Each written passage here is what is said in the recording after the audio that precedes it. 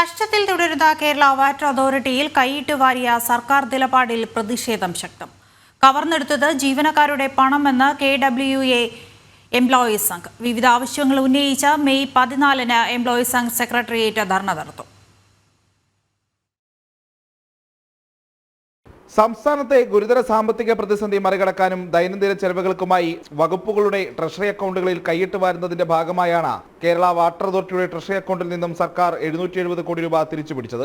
ശമ്പളവും പെൻഷനും മറ്റ് ദൈനംദിന പ്രവർത്തനങ്ങൾക്കുമുള്ള തുക സർക്കാർ വകമാറ്റിയതിൽ ജീവനക്കാർക്കിടയിൽ പ്രതിഷേധം ശക്തമാവുകയാണ്. ജീവനക്കാർക്ക് ആനുകൂല്യങ്ങൾ നൽകേണ്ട പണം തിരിച്ചു നൽകണമെന്നാവശ്യപ്പെട്ട് Kerala water authority employees Sangh രംഗത്തെത്തി. 500 കോടിയോളം രൂപ ക്യുമുലേറ്റീവ് നഷ്ടവും ഏകദേശം 450 കോടിയോളം രൂപ പ്രതിവർഷ ഓപ്പറേറ്റിംഗ് നഷ്ടവും നേരിടുന്ന Kerala water authority current charge പോലും അടയ്ക്കാൻ പ്രയാസപ്പെടുകയാണ്.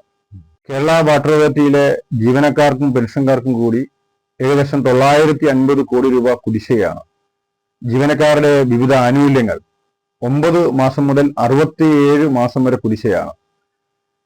കേരള വാട്ടർ അതോറിറ്റി സ്ഥാപിതമായ 1984 മുതൽ സർക്കാർ ഗ്രാന്റോടുകൂടി പ്രവർത്തിക്കുന്ന സ്ഥാപനത്തിന് ഓരോ വർഷവും സർക്കാർ ഗ്രാന്റ് കുറവ് വരുത്തിക്കൊണ്ടിരിക്കുകയാണ്.